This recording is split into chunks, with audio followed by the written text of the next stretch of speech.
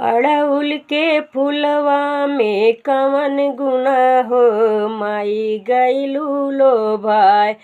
अड़हुल के फुलवा में कवन गुना हो माई गइलू लो भाई।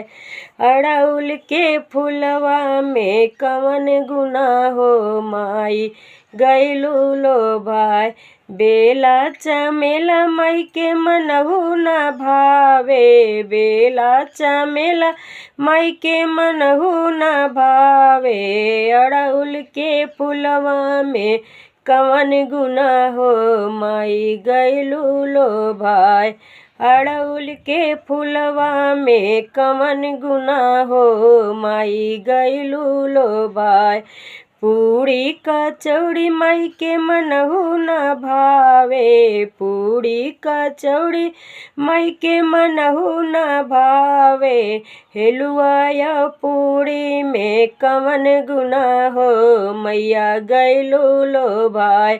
हेलुआ या पूड़ी में कवन गुना हो माई गइलू लो भाई। अड़हुल के फुलवा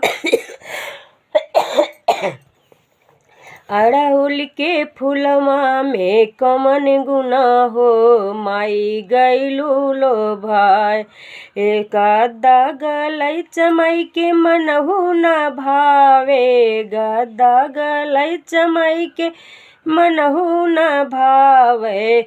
सूखी गुनरिया में कवन गुना हो माई गइलू लो भाई। सूखी गुनरिया में कवन गुना हो माई गइलू लो भाई। बेला चमेला माई के मनहु न भावे, बेला चमेला माई के मनहु न भावे।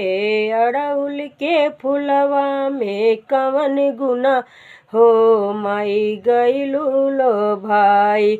पूड़ी कचौड़ी माई के मनहु न भावे, पूड़ी कचौड़ी माई के मनहु न भावे। सूखी भाउरिया में कवन गुना हो माई गइलू लो भाई। सूखी भाउरिया में कवन गुना हो माई गइलू लो भाई। अड़हुल के फुलवा में कवन गुना हो माई गइलू लो भाई। अड़हुल के फुलवा में कवन गुना हो माई गइलू लो भाई।